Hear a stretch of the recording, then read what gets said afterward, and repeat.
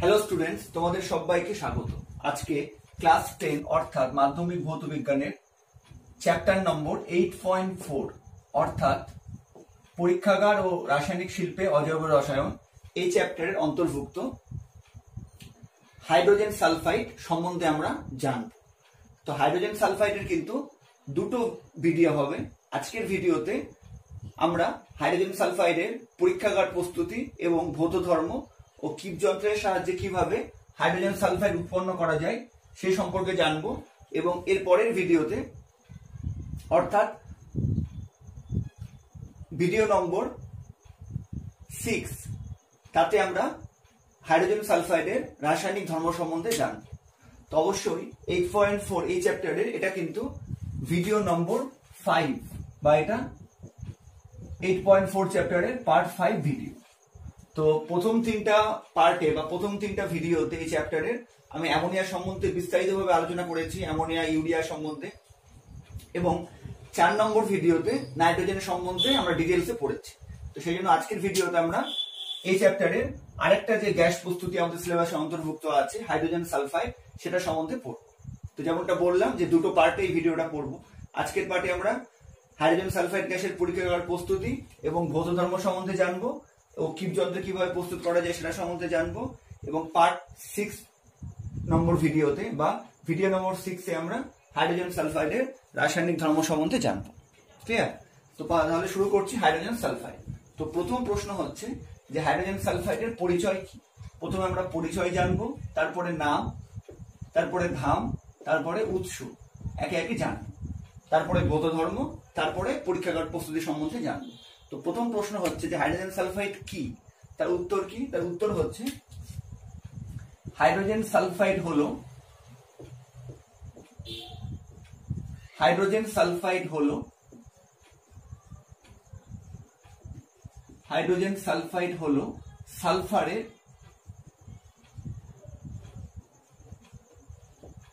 সালফারের স্থায়ী গ্যাসীয় হাইড্রাইড। আচ্ছা, আর তোমরা জানো যে আমি পড়ার সঙ্গে সঙ্গে সমস্ত প্রশ্ন উত্তরগুলো নিয়ে আলোচনা করি, তাই অবশ্যই কিন্তু খাতা পেন নিয়ে একদম সিরিয়াস ভাবে ভিডিওটা দেখবে। তো হাইড্রোজেন সালফাইড কি, তাহলে কি বলবো যে হাইড্রোজেন সালফাইড হলো সালফারের স্থায়ী গ্যাসীয় হাইড্রাইড। মানে হাইড্রোজেন সালফাইড হচ্ছে সালফার যুক্ত একটা হাইড্রাইড যৌগ। আচ্ছা, এখান থেকে কিন্তু একটা প্রশ্ন দেয়, প্রশ্নটা আমি বলে দিচ্ছি যে প্রশ্নটা হচ্ছে যে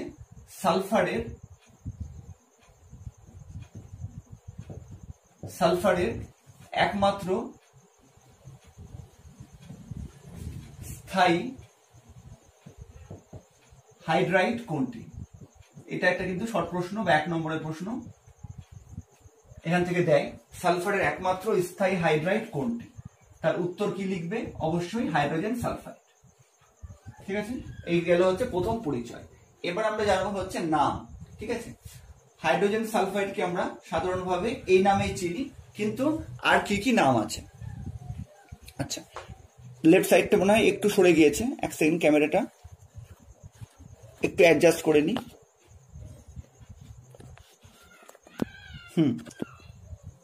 ঠিক আছে। আচ্ছা, তো হাইড্রোজেন সালফাইডের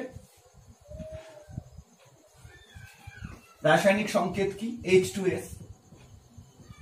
ঠিক আছে, হাইড্রোজেন সালফাইড বা H2S। কিন্তু হাইড্রোজেন সালফাইড কিন্তু আরো কতগুলো নামে পরিচিত, তো সেই নামগুলো আমরা প্রথমে একে একে লিখি। তো প্রথম নাম অবশ্যই হাইড্রোজেন সালফাইড, যেটা আমি অলরেডি লিখেছি আমাদের আজকের পড়ার বিষয় হাইড্রোজেন সালফাইড। এটা অবশ্যই প্রধান নাম। আচ্ছা, আর এটাই কিন্তু ইউপ্যাক নাম হিসাবে স্বীকৃত, বা এটাই কিন্তু IUPAC নাম, সেজন্য এই নামে কিন্তু বেশি পরিচিত। ঠিক আছে, যদি হাইড্রোজেন সালফাইডের IUPAC নাম জিজ্ঞাসা করা হয় তাহলে কিন্তু এটাই হচ্ছে IUPAC নেম। আচ্ছা, এবার এছাড়া আর কি কি নাম আছে সেগুলো দেখে নিই। এছাড়া আর কি কি নামে পরিচিত হাইড্রোজেন সালফাইড, তা হলো সালফিউরেটেড হাইড্রোজেন।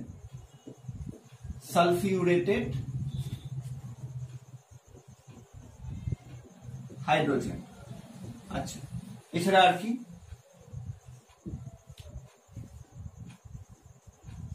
Dihydrogen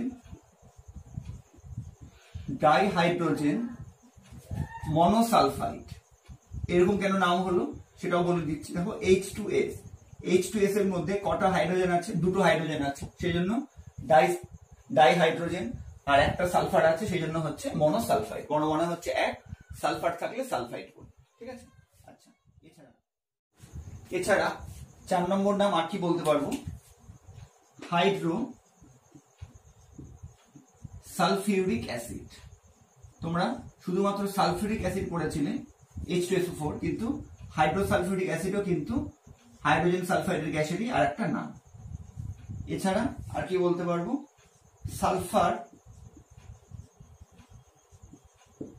sulphur hydride.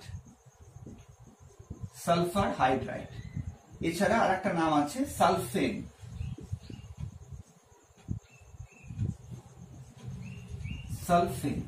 এগুলো ইত্যাদি হাইড্রোজেন সালফাইডের বিভিন্ন রকম নাম আছে। তো তোমরা মূলত মনে রাখবে হাইড্রোজেন সালফাইড, এটা মনে রাখতে হবে, এটা হচ্ছে IUPAC নাম। সালফিউরেটেড হাইড্রোজেন, এটা মনে রাখবে। আর একটা হচ্ছে হাইড্রোসালফিউরিক অ্যাসিড। এই তিনটা নাম তোমরা যদি মনে রাখো তাহলে কিন্তু যথেষ্ট, ঠিক আছে। আচ্ছা, এই গেল হচ্ছে নাম। এবার কি জানবো? এবার জানবো হচ্ছে ধাম। ধাম বলতে কি? ধাম মানে হচ্ছে উৎস, মানে হাইড্রোজেন সালফাইড গ্যাস কোথায় পাওয়া যায়, প্রাকৃতিক ভাবে বা কৃত্রিম ভাবে আমরা কিভাবে হাইড্রোজেন সালফাইড গ্যাস পেয়ে থাকি সেটা জানবো। দেখো তো হাইড্রোজেন সালফাইড গ্যাসের উৎসগুলো কি কি? আগ্নেয়গিরি নিঃসৃত গ্যাস,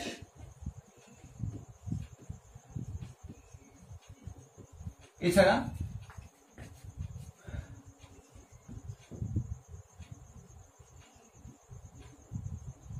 উষ্ণ প্রস্রবণ,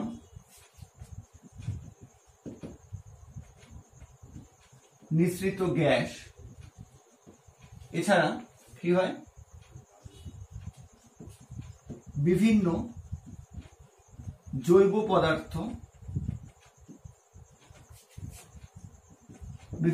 পদার্থের, যেমন কি কি হবে তার মধ্যে? ডিম, তাছাড়া ডিম হতে পারে, এছাড়া রসুনের মধ্যেও কিন্তু সালফার থাকে, ঠিক আছে। রসুন জাতীয় হতে পারে, বা হচ্ছে বিভিন্ন হচ্ছে চামড়া, যে বিভিন্ন জীবের যে চামড়া, তো সেই চামড়া হতে পারে ইত্যাদি, মানে যে সমস্ত পদার্থ জৈব পদার্থের মধ্যে সালফার আছে, ঠিক আছে, ইত্যাদি কি হয়? পচনের ফলে নিঃসৃত গ্যাসে কি থাকে? হাইড্রোজেন সালফাইড গ্যাস থাকে। এগুলো অনেক সময় শর্ট প্রশ্ন হিসাবে আলাদা আলাদা করে জিজ্ঞেস করে, ঠিক আছে। আগ্নেয়গিরির নিঃসৃত গ্যাস মানে যে আগ্নেয়গিরি অগ্নুৎপাতের সময় যে লার্ভা বের হয়, সেই লার্ভার মধ্যে থাকে। এছাড়া উষ্ণ প্রস্রবণ, নিঃসৃত গ্যাস। এছাড়া হচ্ছে বিভিন্ন জৈব পদার্থ, যেমন ডিম বা হচ্ছে রসুন বা বিভিন্ন হচ্ছে প্রাণীর চামড়া, এগুলো যদি পচে যায় তার ফলে সেগুলো থেকে যে গ্যাস নির্গত হয় তাদের মধ্যেও কিন্তু হাইড্রোজেন সালফাইড গ্যাস থাকে, ঠিক আছে। নাম জানলাম, ধাম জানলাম। এবার জানবো হচ্ছে ভৌত ধর্ম, ঠিক আছে। ভৌত ধর্ম তো তোমরা অবশ্যই কিন্তু এগুলো নোট করে নাও। এবার হাইড্রোজেন সালফাইডের ভৌত ধর্ম। তো তোমরা কিন্তু হাইড্রোজেন সালফাইড হচ্ছে গন্ধ সম্বন্ধে অনেক নিচু ক্লাস বা ক্লাস 7 থেকে হয়তো জেনেছো যে হাইড্রোজেন সালফাইড কিন্তু পচা ডিমের মতো গন্ধ বিশিষ্ট গ্যাস, ঠিক আছে। তো প্রথম ভৌত ধর্ম আমরা এটাই লিখবো, বর্ণহীন কিন্তু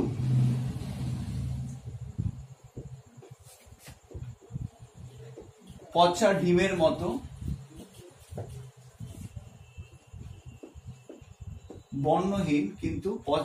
মতো গন্ধ বিশিষ্ট বিষাক্ত ও শ্বাসরোধী গ্যাস। মানে এই একটার মধ্যে কিন্তু অনেকগুলো পয়েন্ট তোমরা পেলে, যে হাইড্রোজেন সালফাইড কিন্তু পচা ডিমের মতো গন্ধ বিশিষ্ট, এছাড়া বিষাক্ত এবং শ্বাসরোধী, মানে শ্বাসকার্যের পক্ষে কিন্তু অস্বস্তি সৃষ্টি করে। সেটা আমরা একদম রাসায়নিক ধর্মে পড়বো যে কি পরিমাণ অস্বস্তির সৃষ্টি করে বা তার ফলে কি অসুবিধা হতে পারে। এছাড়া আর কি ধর্ম হবে? আচ্ছা, হাইড্রোজেন সালফাইডের এটা কিন্তু বায়ু অপেক্ষা ভারী। বায়ু অপেক্ষা কত গুণ ভারী? বায়ু অপেক্ষা প্রায় 1.2 গুণ ভারী। এটা কোথা থেকে পেলাম? 1.2 গুণ ভারী। তো আমি নাইট্রোজেন এবং অ্যামোনিয়া পড়ানোর সময় তোমাদের বলেছিলাম যে ভারী বা হালকা সেটা কি করে নির্ণয় করতে হয়। তার জন্য প্রথমে বাষ্প ঘনত্ব বের করতে হয়। তো হাইড্রোজেন গ্যাসের বাষ্প ঘনত্ব কত? যে কোনো গ্যাসের বাষ্প ঘনত্ব হচ্ছে আণবিক গুরুত্বের অর্ধেক। ঠিক আছে, তো হাইড্রোজেন সালফাইডের আমরা একই রকম ভাবে বাষ্প ঘনত্ব বের করব। আণবিক গুরুত্ব বাই 2 বা আণবিক গুরুত্বের অর্ধেকই হচ্ছে বাষ্প ঘনত্ব। তো হাইড্রোজেন সালফাইডের আণবিক গুরুত্ব কত দেখো? H2S। তো একটা হাইড্রোজেনের পারমাণবিক গুরুত্ব কত? 1। তো 1 × 2 হলো, দুটো হাইড্রোজেন আছে বলে, প্লাস সালফারের পারমাণবিক গুরুত্ব হচ্ছে 32 বাই 2, মানে কত হয়ে যাবে? 17। ঠিক আছে, তো আমরা জানি শুষ্ক বায়ুর বাষ্প ঘনত্ব কত? আমরা জেনেছি অ্যামোনিয়া এবং নাইট্রোজেন পড়ার সময়। শুষ্ক বায়ুর বাষ্প ঘনত্ব হচ্ছে 14.4। তো যেহেতু 17টা কত হচ্ছে, 14.4 কে যদি 1.2 দিয়ে গুণ করো তাহলে কিন্তু প্রায় কি পাবে? প্রায় 17 পাবে। ঠিক আছে, এই জন্য আমরা বলে থাকি যে শুষ্ক বায়ু অপেক্ষা বা সাধারণ বায়ু অপেক্ষা প্রায় 1.2 গুণ ভারী। ঠিক আছে, আচ্ছা, এবার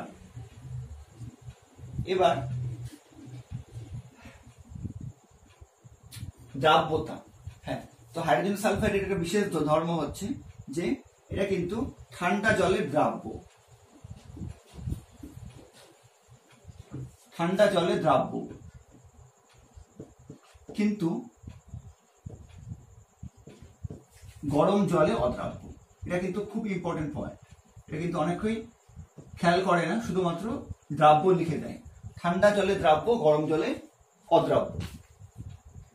এবার ঠান্ডা জল বলতে কত ঠান্ডা জল? তো সব রকম ঠান্ডা জল বলতে যা বুঝি, আমাদের যেগুলো হচ্ছে ব্যবহারযোগ্য জল, যেমন 20 degree Celsius, 25 degree Celsius, 30-35 degree Celsius, এগুলোতেও কিন্তু দ্রাব্য।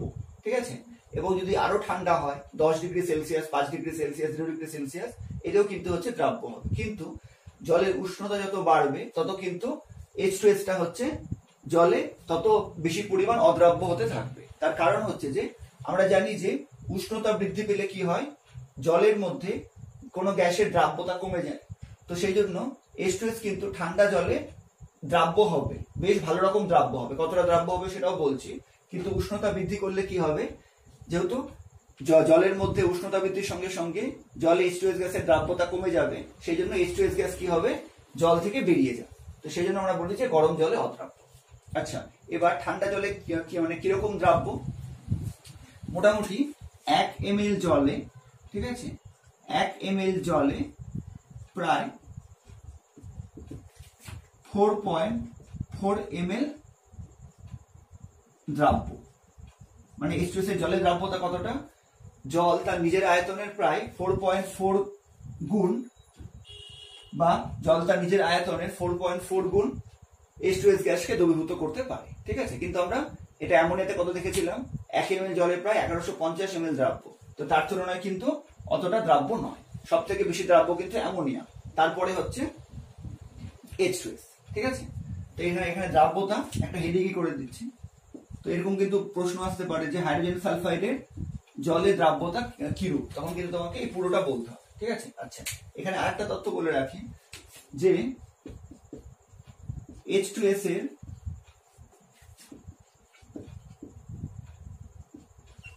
অ্যালকোহলের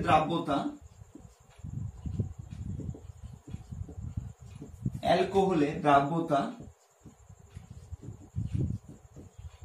জলের তুলনায় কিন্তু বেশি।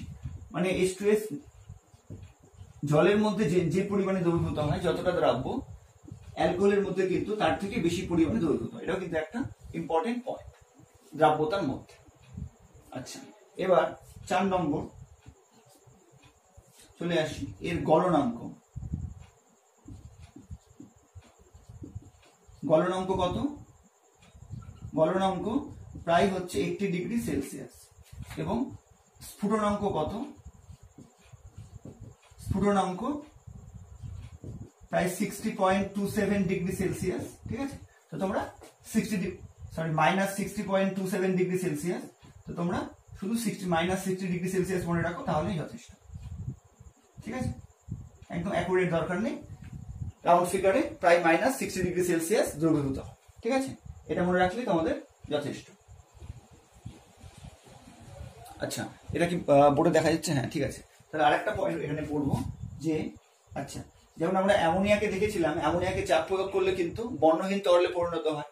তো এই সুজের ক্ষেত্রে কিন্তু কি সেরকম হয়, ওটাও এবার পড়বো। তো অবশ্যই ঠান্ডা অবস্থায়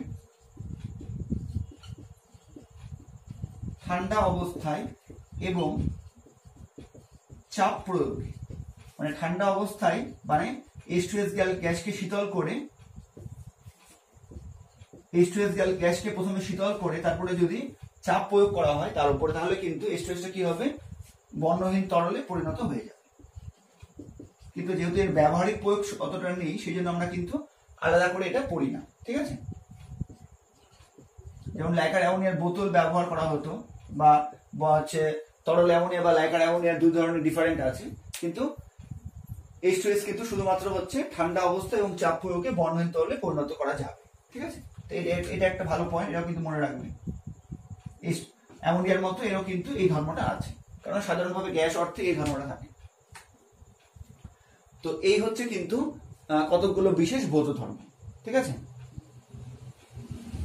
আচ্ছা, এবার এই যে লিখলাম 1 ml জলে প্রায় 0.4 ml দ্রাব্য, এটা কখন?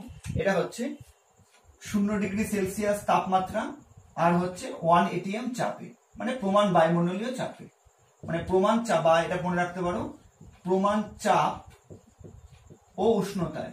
ঠিক আছে, প্রমাণ চাপ ও উষ্ণতায় কি হবে? প্রায় 1 ml জলের মধ্যে 4.4 ml H2S দ্রবীভূত হতে পারে। ঠিক আছে, তো এই গেল হচ্ছে ভৌত ধর্ম। তো এর মধ্যে কিছু কিছু আমি কিন্তু পয়েন্ট এক্সট্রা বলেছি, যেগুলো তোমরা আশা করি বইয়ে পাবে না, তো সেগুলো কিন্তু তোমরা অবশ্যই নোট করে নাও, পুরোটাই নোট করে নাও, তাহলে তোমাদের একবারেই পড়া হয়ে যাবে। তো এই গেল হচ্ছে নাম, ধাম মানে উৎস এবং ভৌত ধর্ম। এবার আমরা হাইড্রোজেন সালফাইড গ্যাসের পরীক্ষাগারে প্রস্তুতি সম্পর্কে পড়বো। ঠিক আছে, তো এইটুকুটা প্রথমে নোট করে নাও তোমরা। এবার আমরা দেখে নিই যে হাইড্রোজেন সালফাইডের পরীক্ষাগার প্রস্তুতির ক্ষেত্রে কোন কোন বিষয়গুলো আমাদের মনে রাখতে হবে, কারণ এখান থেকে কিন্তু অসংখ্য প্রশ্ন হতে পারে। যেমন প্রথম পয়েন্ট হচ্ছে প্রয়োজনীয় রাসায়নিক উপকরণ বা প্রয়োজনীয় বিকারক, বা এটাকে আমরা কি জানি? বিক্রিয়ক পদার্থ। মানে H2S প্রস্তুতির জন্য কার কার সঙ্গে আমাকে বিক্রিয়া করাতে হবে, বা কি কি রাসায়নিক দ্রব্য লাগবে আমার। তো H2S প্রস্তুতির জন্য, পরীক্ষাগারে H2S প্রস্তুতির জন্য আমাদের প্রধান দুটো উপাদান দরকার। একটা হচ্ছে কঠিন ফেরাস সালফাইড বা FeS, এবং লঘু সালফিউরিক অ্যাসিড। এটা কিন্তু খুব ইম্পর্টেন্ট, লঘু সালফিউরিক অ্যাসিড। গাঢ় সালফিউরিক অ্যাসিড কিন্তু ব্যবহার করা যাবে না। কেন ব্যবহার করা যাবে না, এটা আমরা একটু পরে এই ভিডিওতে জানবো। আচ্ছা, এবার 2 নম্বর নীতি, এটা কিন্তু পরীক্ষাতে খুবই দেয়। নীতি মানে হচ্ছে কোন নিয়মের সাহায্যে আমরা পরীক্ষাগারে হাইড্রোজেন সালফাইড গ্যাসকে প্রস্তুত করতে পারবো। তো নীতি কি? পরীক্ষাগারে সাধারণ উষ্ণতায় কঠিন ফেরাস সালফাইডের সঙ্গে লঘু সালফিউরিক অ্যাসিডের রাসায়নিক বিক্রিয়ায় হাইড্রোজেন সালফাইড উৎপন্ন হয়। খুব সিম্পল নীতি। আর এখানে আরেকটা তথ্য খুব ইম্পর্টেন্ট, কিন্তু সাধারণ উষ্ণতা, কোনো বাহ্যিক উষ্ণতা বা কোনো কিন্তু তাপ প্রয়োগের দরকার হয় না। সাধারণ উষ্ণতায় বা ঘরের উষ্ণতায় বা রুম টেম্পারেচার বা ল্যাবের যে টেম্পারেচার, সেই টেম্পারেচারে কিন্তু যদি কঠিন ফেরাস সালফাইডটা লঘু সালফিউরিক অ্যাসিডের সংস্পর্শে আসে, তৎক্ষণাৎ কিন্তু হাইড্রোজেন গ্যাস প্রস্তুত হতে শুরু করবে। ঠিক আছে, আচ্ছা, এবার শর্ত, এটা আমি অ্যামোনিয়া প্রস্তুতির সময় বলেছিলাম যে যদি শুধু নীতি আলাদা করে দেয় তাহলে কিন্তু শর্ত লেখার দরকার নেই, কিন্তু যদি নীতিও হচ্ছে উল্লেখ করতে বলে পরীক্ষাতে এবং শর্ত লিখতে দেয়, তখন কিন্তু শর্ত বলতে হবে। তো এই বিক্রিয়ার শর্ত কি হবে? মানে ফেরাস সালফাইড আর লঘু সালফিউরিক অ্যাসিডের মধ্যে যে বিক্রিয়া হচ্ছে তার শর্ত কি হবে? শর্ত মূলত দুটো, একটা হচ্ছে কঠিন আর তরল বিক্রিয়ক দুটির সংস্পর্শ, মানে কঠিন ফেরাস সালফাইড আর তরল লঘু সালফিউরিক অ্যাসিডকে সংস্পর্শে আসতে হবে, পরস্পরের টাচে আসতে হবে, তাহলে বিক্রিয়া শুরু হবে। আর 2 নম্বর হচ্ছে সাধারণ উষ্ণতা। ঠিক আছে, তো শর্ত বললে কিন্তু এই দুটো পয়েন্ট আলাদা করে লিখবে, এটা অবশ্যই নোট করে নাও। এবার শুষ্ককরণ, আমরা পরীক্ষাগারে যে হাইড্রোজেন সালফাইড গ্যাস উৎপন্ন হয় তার সঙ্গে কিন্তু কিছু জলীয় বাষ্প মিশ্রিত থাকে। তো সেই জলীয় বাষ্পকে অপসারণ করার জন্য আমরা কি ব্যবহার করি? ফসফরাস পেন্টঅক্সাইড বা P2O5। একটা ইউ আকৃতির নলের মধ্যে ফসফরাস পেন্টঅক্সাইড বা P2O5 রাখা হয়। তো উৎপন্ন H2S গ্যাসটাকে এই P2O5 এর ইউনলের মধ্যে রাখা P2O5 দ্রবণের মধ্যে চালনা করলে কি হবে? P2O5 কি করবে? যেহেতু তীব্র জলাকর্ষী পদার্থ, এটা H2S এর মধ্যে থাকা জলীয় বাষ্পকে শোষণ করে নেবে। ঠিক আছে। আচ্ছা, এবার সংগ্রহ, খুবই ইম্পর্টেন্ট। সংগ্রহ কিভাবে সংগ্রহ করব তার জন্য, এবং আমি অ্যামোনিয়া এবং নাইট্রোজেন পড়ার সময় ডিটেলসে বলেছিলাম যে সংগ্রহ করার জন্য আমাদের সূত্র কি? সূত্র হচ্ছে দেখতে হবে যে গ্যাসটা বায়ু থেকে ভারী না হালকা। তো আমরা ভৌত ধর্মে পড়েছি যে H2S কিন্তু বায়ু থেকে 1.2 গুণ ভারী, মানে বায়ু থেকে ভারী। আচ্ছা, তো বায়ু থেকে ভারী হলে কি হবে? ঊর্ধ্ব অপসারণ। ঠিক আছে। আচ্ছা, এবার জলের ঊর্ধ্ব অপসারণ না বায়ুর ঊর্ধ্ব অপসারণ হবে, তার জন্য আমাদের দেখতে হবে যে জলে দ্রাব্য কিনা। তো আমরা ইতিমধ্যে পড়েছি যে ঠান্ডা জলে কিন্তু H2S হচ্ছে বেশ দ্রাব্য, 1 ml জলে প্রায় 4.4 ml দ্রাব্য। তো যেহেতু H2S বায়ু থেকে ভারী, তার জন্য ঊর্ধ্ব অপসারণ হবে। আর যেহেতু জলে দ্রাব্য, ঠান্ডা জলে দ্রাব্য, সেই জন্য জলের অপসারণ দ্বারা কিন্তু সংগ্রহ করা যাবে না। সেই জন্য কিভাবে সংগ্রহ করতে হবে? বায়ুর ঊর্ধ্ব অপসারণ দ্বারা সংগ্রহ করা। ঠিক আছে, এটা কিন্তু শর্ট প্রশ্ন দেয়, এবং 2 নম্বরের জন্য কিন্তু এটাও দেয় যে পরীক্ষাগারে উৎপন্ন H2S গ্যাসকে কিভাবে সংগ্রহ করা যায়, কিন্তু তোমাকে পুরো কথাটা বলতে হয়। আর এর সঙ্গে আরেকটা প্রশ্ন দেয় যে পরীক্ষাগারে উৎপন্ন H2S গ্যাসকে জলের অপসারণ, ঊর্ধ্ব অপসারণ দ্বারা সংগ্রহ করা হয় না কেন? তখন বলবে যে যেহেতু H2S হচ্ছে ঠান্ডা জলে বেশ দ্রাব্য, পরিমাণটা বলে দিবে যে স্বাভাবিক চাপ ও উষ্ণতায় 1 ml জলে প্রায় 4.4 ml H2S দ্রবীভূত হয়। তাই যদি জলের ঊর্ধ্ব অপসারণ দ্বারা সংগ্রহ করা হয় তাহলে কিন্তু সম্পূর্ণ হাইড্রোজেন সালফাইড গ্যাস জলের মধ্যে দ্রবীভূত হয়ে যাবে, তার ফলে কোনো হাইড্রোজেন সালফাইড আমরা পাবো না। ঠিক আছে, এইভাবে প্রশ্নটাকে উত্তর করতে হবে। আশা করি বুঝতে পেরেছো। এবার প্রয়োজনীয় যন্ত্রপাতি কি কি? উলফ বোতল, এটা কিন্তু খুব ভালো করে মনে রাখবে। উলফ বোতল, আমরা ইতিমধ্যে যে অ্যামোনিয়া আর নাইট্রোজেন গ্যাস প্রস্তুতি পড়েছি, সেখানে কিন্তু গোলতল ফ্লাক্স ব্যবহার হতো, কিন্তু H2S গ্যাস প্রস্তুতির জন্য কি দরকার? উলফ বোতল। এটা কিন্তু প্রশ্ন হিসাবে দেয় যে উলফ বোতলে প্রস্তুত একটি গ্যাসের উদাহরণ দাও, এবং তার জন্য হচ্ছে প্রয়োজনীয় নীতিটি লেখো। এইভাবে কিন্তু তোমাকে দিতে পারে যে ইনডাইরেক্ট ফর্মে দিল যে উলফ বোতলে প্রস্তুত করা হয় এমন একটি গ্যাসের উদাহরণ দাও, সেই গ্যাস প্রস্তুতির নীতিটি লেখো বা সমীকরণগুলো লেখো। ঠিক আছে, এইভাবে কিন্তু দিতে পারে। আচ্ছা, আর কি লাগবে? দীর্ঘ নল ফানেল, ছিদ্রযুক্ত কর্কের ছিপি, নির্গম নল, গ্যাস জার আর ইউ আকৃতির নল। আচ্ছা, এখানে আরেকটা হচ্ছে সমিত সমীকরণ। ঠিক আছে, সমিত সমীকরণ মানে নীতির পরে যেটা তোমাকে লিখতে হয়, এটা আমি লিখে দিচ্ছি। সমিত সমীকরণ কি হবে? তো অবশ্যই কি লাগবে? কঠিন ফেরাস সালফাইড, পাশে লিখবো এস, এস ফর সলিড মানে কঠিন। আর কি লাগবে? লঘু H2S উপর, এই লঘু কথাটা কিন্তু অবশ্যই উল্লেখ করবে। এটা কেমন? তরল, সেই জন্য কি লিখবো? AQ। AQ মানে হচ্ছে অ্যাকুয়াস বা জলীয় দ্রবণ। সমান সমান কি হয়ে যাবে? FeSO4, ফেরাস সালফেট, এটা হচ্ছে কঠিন, ঠিক আছে, লবণ, প্লাস কি হবে? H2S, এটা হচ্ছে আমাদের গ্যাস। পাশে অ্যারো দিতে পারো বা পাশে চাইলে জি দিতে পারো। ঠিক আছে, তো সমীকরণ লেখার সময় অবশ্যই কিন্তু ব্যালেন্স করতে হবে। এটা ব্যালেন্স হয়ে আছে। আর এই যে পাশে পাশে হচ্ছে যে এইগুলো, এস মানে সলিড বা কঠিন, অ্যাকুয়াস মানে হচ্ছে তরল বা জলীয়, এস মানে সলিড, জি মানে গ্যাস, এইগুলো কিন্তু অবশ্যই দেওয়া হচ্ছে। ঠিক আছে, তো তোমাকে যদি নীতি বলে অবশ্যই কিন্তু সমিত সমীকরণটা না চাইলেও দিতে হবে। ঠিক আছে। আচ্ছা, এবারে যে যন্ত্রপাতিগুলো বললাম, এর জন্য আমাকে কি করতে হবে? অ্যাপারেটাস সেটআপ বা হচ্ছে পরীক্ষাগারে কিভাবে করা হয় সেই ছবিটা আমি এঁকে নিই, তারপরে বোঝাচ্ছি যে H2S গ্যাস কিভাবে উৎপন্ন করা হয়। ঠিক আছে, তোমরা এই জিনিসগুলো নোট করে নাও ততক্ষণে। এবার আমরা বুঝে নিই যে পরীক্ষাগারে হাইড্রোজেন সালফাইড গ্যাস কিভাবে প্রস্তুত করা হয়। তো এই হচ্ছে তার অ্যাপারেটাস অ্যারেঞ্জমেন্ট। ঠিক আছে, খুব সিম্পলি এঁকেছি। আর তোমাদের কিন্তু পরীক্ষাতে অবশ্যই কোনো ছবি দেয় না, কিন্তু তোমরা চাইলে জাস্ট একবার প্র্যাকটিস করে রাখতে পারো। ঠিক আছে, দেখো তো এই যে এটা কিন্তু হচ্ছে উলফ বোতল। উলফ বোতল মানেই হচ্ছে দুটো মুখযুক্ত বোতল। ঠিক আছে, দুই মুখ বিশিষ্ট বোতলকে বলা হয় উলফ বোতল। একটা মুখ দুটো মুখ, এটা ছিপির সঙ্গে আটকানো আছে। আচ্ছা, এবার উলফ বোতলের মধ্যে দেখো কি আছে? এটা হচ্ছে দীর্ঘনল ফানেল। এটা হচ্ছে দীর্ঘনল ফানেল মানে যেটা লম্বা নল, দীর্ঘনল ফানেল। আর উলফ বোতল থেকে আরেকটা নল বেরিয়েছে, এই নলটা হচ্ছে নির্গম নল বা নির্গমন নল। ঠিক আছে, আমরা বলি নির্গম নল। আচ্ছা, এই নির্গম নলের একটা এন্ড দেখো কার সঙ্গে যুক্ত আছে, একটা ইউ আকৃতি নলের সঙ্গে যুক্ত আছে। এটা হচ্ছে আমাদের ইউ আকৃতির নল। আর এর মধ্যে এগুলো কি, এগুলো হচ্ছে ফসফরাস পেন্টঅক্সাইড বা P2O5। আর এটা হচ্ছে গ্যাস জার, এটা হচ্ছে গ্যাস জার। ঠিক আছে, এবার পুরো প্রসেসটা আমরা দেখি। দেখো প্রথমে কি করতে হবে, উল্ফ বোতলের মধ্যে আমরা কি করব, ফেরাস সালফাইডের, এগুলো হচ্ছে ফেরাস সালফাইড, ফেরাস সালফাইডের কঠিন টুকরোগুলো আমরা প্রথমে উল্ফ বোতলের মধ্যে নিয়ে নেব। ঠিক আছে, এবার এই দীর্ঘনল ফানেল দিয়ে প্রথমে কি করতে হবে, প্রথমে কিন্তু এই দীর্ঘনল ফানেল দিয়ে আমাকে জল দিয়ে ভর্তি করতে হবে। দীর্ঘনল ফানেলের মধ্যে আমি কি ঢালবো, জল ঢালবো।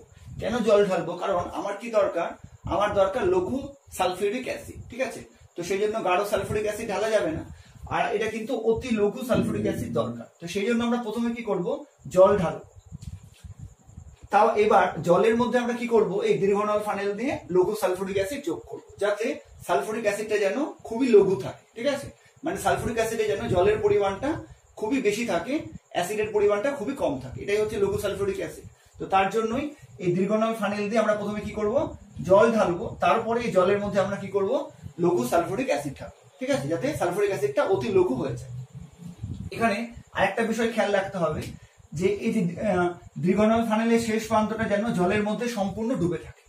কারণ কি, কারণ হচ্ছে যে যদি এই নলটা জলের মধ্যে সম্পূর্ণ ডুবে না থাকে তাহলে কি হবে, যখনই সালফিউরিক অ্যাসিডটা এই ফেরাস সালফাইডের সংস্পর্শে আসবে তখনই কি হবে, হাইড্রোজেন সালফাইড গ্যাস প্রস্তুতি শুরু হবে এবং সেটা কিন্তু একদম বাইরে বেরিয়ে যাবে, কারণ এটা কিন্তু মুখটা খোলা থাকে। ক্লিয়ার? আচ্ছা, আবার বলছি, এটা হচ্ছে দুমুখযুক্ত উল্ফ নল বা উল্ফ বোতল। ঠিক আছে, এর মধ্যে প্রথমে আমরা কঠিন ফেরাস সালফেটের টুকরোগুলো নিয়েছি। এবার এই দীর্ঘনল ফানেল দিয়ে প্রথমে আমরা কিছুটা পরিমাণ জল দিয়ে ভর্তি করব, এমন ভাবে জল দিয়ে ভর্তি করব যেন দীর্ঘনল ফানেলের শেষ প্রান্তটা হচ্ছে জলের নিচে থাকে। এবার এই জলের মধ্যে আমরা কি করব, আমরা হচ্ছে কিছুটা লঘু সালফিউরিক অ্যাসিড যোগ করব, যাতে লঘু সালফিউরিক অ্যাসিডটা প্রচন্ড পরিমাণে লঘু থাকে। ঠিক আছে, আচ্ছা, তার মানে এইটা যে নীল নীল গুলো যেটা আমি দেখিয়েছি, নীল অংশটা এই জলের মতো, এটা কিন্তু আসলে হচ্ছে লঘু H2SO4। ঠিক আছে, আর দীর্ঘনল ফানেলের শেষ প্রান্তটা কেন হচ্ছে এর মধ্যে ডুবিয়ে রাখা হয়, তার কারণ যখনই লঘু সালফিউরিক অ্যাসিডটা এই কঠিন ফেরাস সালফেটের সংস্পর্শে আসবে তখনই কিন্তু হাইড্রোজেন গ্যাস প্রস্তুত হতে শুরু করবে সাধারণ তাপমাত্রায়, আমরা পড়লাম এই মাত্র। এবার যদি এটা হচ্ছে জলের মধ্যে ডুবে না থাকে বা অ্যাসিডের মধ্যে ডুবে না থাকে তাহলে কি হবে, তাহলে যে গ্যাসটা উৎপন্ন হবে হাইড্রোজেন সালফাইড সেটা কিন্তু সরাসরি বাইরে বেরিয়ে যাবে, যার ফলে আমরা কিন্তু পুরো পরিশ্রম আমাদের বৃথা হয়ে যাবে, আমরা কিছুই পাবো না। ঠিক আছে, আর যেহেতু সালফিউরিক H2S যেহেতু হচ্ছে বিষাক্ত গ্যাস, সেই জন্য আমাদের যারা হচ্ছে এটা নিয়ে কাজ করবে, যে সমস্ত সায়েন্টিস্টরা বা কেমিস্টরা, তারাও কিন্তু হচ্ছে সমস্যার সম্মুখীন হবে। তো এই জন্য কিন্তু দীর্ঘনল ফানেলের শেষ প্রান্তটা সবসময় লঘু সালফিউরিক অ্যাসিডের মধ্যে বা জলের মধ্যে ডুবিয়ে রাখতে হবে। ঠিক আছে, আচ্ছা, এবার যখনই জলের মধ্যে আমরা সালফিউরিক অ্যাসিড যোগ করলাম, লঘু সালফিউরিক অ্যাসিড, তখনই কি হবে, এই লঘু সালফিউরিক অ্যাসিডের সঙ্গে ফেরাস সালফাইডের হচ্ছে বিক্রিয়া শুরু হবে এবং এর ফলে কি হবে, যে হাইড্রোজেন সালফাইড গ্যাস উৎপন্ন হবে সেটা কিন্তু আর বাইরে যেতে পারবে না, কারণ এটা তো হচ্ছে অ্যাসিডের মধ্যে ডুবানো, সেটা কি হবে, সেটা হচ্ছে একমাত্র এই নির্গম নলের মধ্য দিয়ে কি হবে, এই পথে যাবে। ঠিক আছে, H2S গ্যাসটা এই পথে যাবে।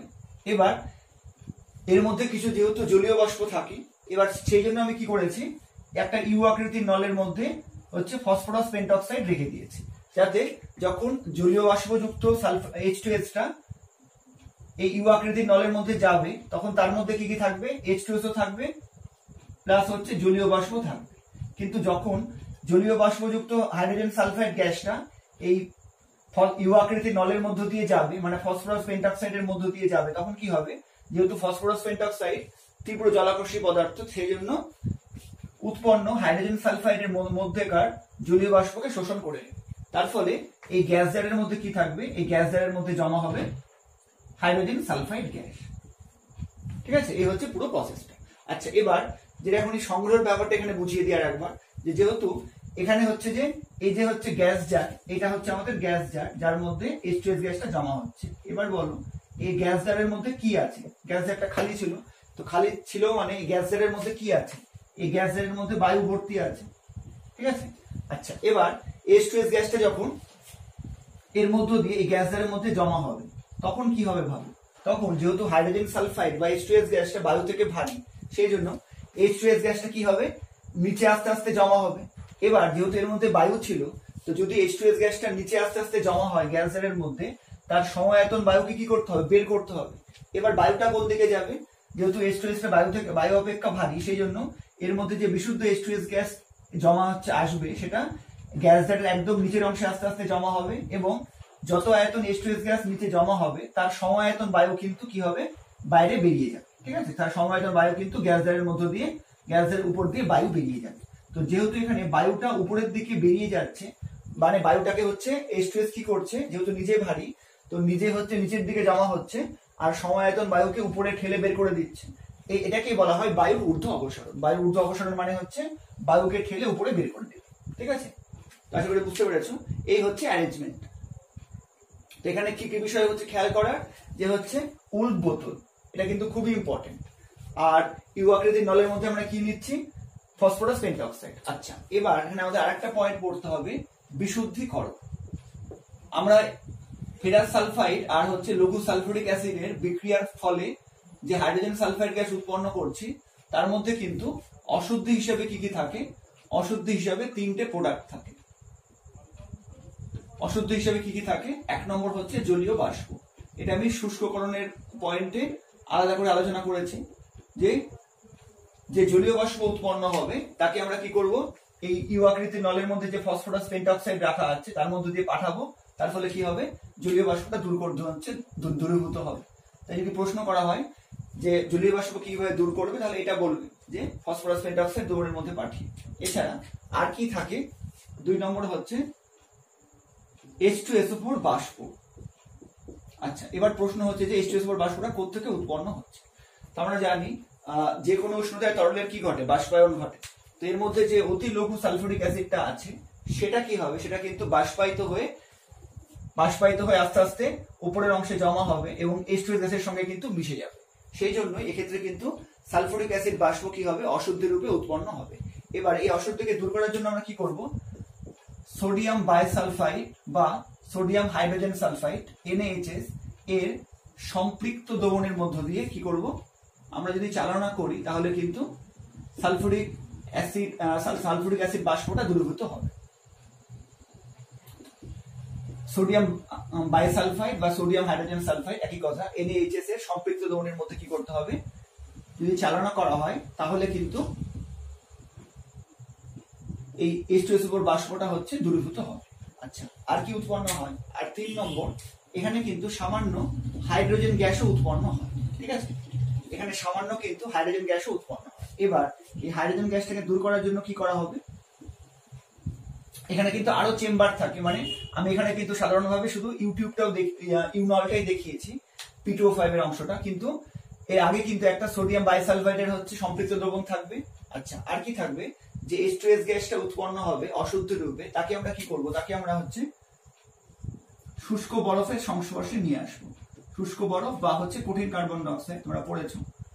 তো কঠিন কার্বন ডাই অক্সাইডের মধ্যে দিয়ে নিয়ে আসলে কি হবে, হাইড্রোজেন সালফাইড গ্যাসটা কি হবে, হাইড্রোজেন সালফাইড গ্যাসটা কি হবে, তরল হয়ে যাবে।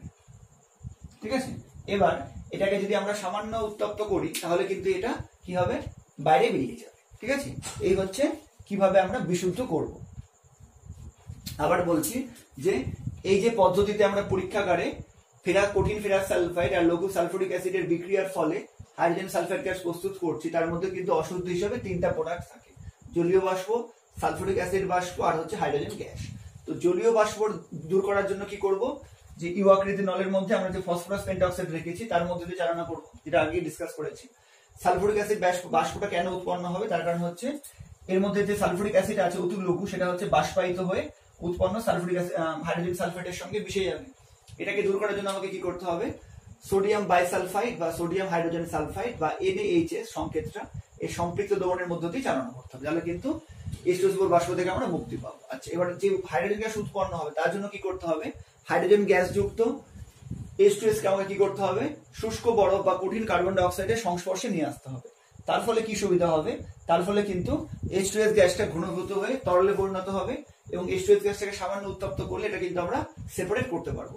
আর হচ্ছে পাত্রের মধ্যে বা গ্যাস জারের মধ্যে পড়ে থাকবে শুধুমাত্র হাইড্রোজেন গ্যাস। এইভাবে কিন্তু আমরা দূর করতে পারবো। ঠিক আছে, আশা করি বুঝতে পেরেছো।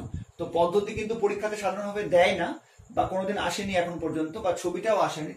তাহলেও তোমরা কিন্তু ছবিটা জাস্ট একবার প্র্যাকটিস করে রাখবে, আর পদ্ধতিটা কিন্তু টেক্সট বই থেকে রিডিং পড়বে, বা আমার এটা যদি ভালো করে শুনে নাও তাহলেও কিন্তু তোমরা আশা করি প্রসেসটা বুঝতে পেরেছো। ঠিক আছে, এবার H2S এর পরীক্ষাগার প্রস্তুতি সম্পর্কিত কিছু বিশেষ কতগুলো গুরুত্বপূর্ণ প্রশ্ন নিয়ে আলোচনা করব। যেমন আমরা এক্ষুনি দেখলাম যে H2S প্রস্তুতিতে আমরা লঘু সালফিউরিক অ্যাসিড ব্যবহার করছি। তো স্বভাবতই প্রশ্ন উঠছে যে আমরা গাঢ় সালফিউরিক অ্যাসিড ব্যবহার করতে পারছি না কেন। তো এটাই প্রথম প্রশ্ন, যে H2S প্রস্তুতিতে গাঢ় সালফিউরিক অ্যাসিড ব্যবহার করা হয় না কেন, বা গাঢ় সালফিউরিক অ্যাসিড ব্যবহার করা যায় না কেন। তো গাঢ় সালফিউরিক অ্যাসিড ব্যবহার করলেও কিন্তু H2S উৎপন্ন হবে। মানে ফেরাস সালফাইডের সঙ্গে যদি লঘু সালফিউরিক অ্যাসিডের পরিবর্তে আমরা গাঢ় সালফিউরিক অ্যাসিড ব্যবহার করি তাহলেও কিন্তু H2S গ্যাস উৎপন্ন হবে। কিন্তু যেহেতু গাঢ় সালফিউরিক অ্যাসিড কি একটা তীব্র জারক অ্যাসিড, ঠিক আছে, গাঢ় সালফিউরিক অ্যাসিড একটা তীব্র জারক অ্যাসিড। এবার জারক অ্যাসিড কি করবে, অন্য পদার্থকে জারিত করবে, মানে H2S কে কি করবে, জারিত করে সালফারের অধক্ষেপ উৎপন্ন করবে, নিচে অ্যারো মানে অধক্ষেপ, আর নিজে কি হবে, H2S এর উপর নিজে কি হবে, বিজারিত হয়ে SO2 উৎপন্ন হবে। ঠিক আছে, আর জল উৎপন্ন হবে। তো এই জন্য আমরা কিন্তু গাঢ় সালফিউরিক অ্যাসিড ব্যবহার করতে পারি। ঠিক আছে, আবার বলছি, গাঢ় সালফিউরিক অ্যাসিড ব্যবহার করলে কিন্তু প্রথমে H2S উৎপন্ন হবে, কিন্তু যেহেতু গাঢ় সালফিউরিক অ্যাসিড তীব্র জারক অ্যাসিড, তো গাঢ় সালফিউরিক অ্যাসিড বিয়োজিত হয়ে কি হবে, জায়মান অক্সিজেন উৎপন্ন করে। ঠিক আছে, গাঢ় সালফিউরিক অ্যাসিড কি হবে, যেহেতু জারক অ্যাসিড, তো যে কোনো জারক অ্যাসিড কি হয়, বিয়োজিত হয়ে কি হবে, জায়মান অক্সিজেন উৎপন্ন করে। এবার এই জায়মান অক্সিজেন কি করবে, H2S কে সালফারে জারিত করবে এবং H2SO4 কে কি করবে, SO2 তে বিজারিত করবে, এবং এক্ষেত্রে জল উৎপন্ন হবে। ঠিক আছে, এই জন্য কিন্তু আমরা গাঢ় সালফিউরিক অ্যাসিড ব্যবহার করতে পারি। তোমাদের কিন্তু এটা দেখানোর দরকার নেই, তোমাদের শুধুমাত্র এই ইকুয়েশনটা লিখলেই কিন্তু হয়ে যাবে। ঠিক আছে, আচ্ছা, এবার এর সিমিলার কোয়েশ্চেন, যে কোয়েশ্চেন নম্বর 2, যে H2S বা হাইড্রোজেন সালফাইড গ্যাস শুষ্ককরণে, হাইড্রোজেন সালফাইড গ্যাস শুষ্ককরণে গাঢ় সালফিউরিক অ্যাসিড ব্যবহার করা যায় না কেন। আমরা জানি গাঢ় সালফিউরিক অ্যাসিড কিন্তু একটা তীব্র জলাকর্ষী পদার্থ, কিন্তু H2S এর হচ্ছে মধ্যেকার জলীয় বাষ্প বা জল দূরীভূত করতে আমরা গাঢ় সালফিউরিক অ্যাসিড ব্যবহার করতে পারি না কেন, বা ব্যবহার করা হয় না কেন।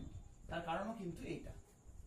ঠিক আছে, যে গাঢ় সালফিউরিক অ্যাসিড ব্যবহার করলে কি হবে, গাঢ় সালফিউরিক অ্যাসিড যেহেতু জারক অ্যাসিড, সেই জন্য এটা কি করবে, H2S কে জারিত করে সালফারের অধক্ষেপ উৎপন্ন করবে এবং H2SO4 নিজে বিজারিত হয়ে SO2 তে পরিণত হবে। ঠিক আছে, এটাই হচ্ছে কারণ। এবার আরেকটা প্রশ্ন, যে H2S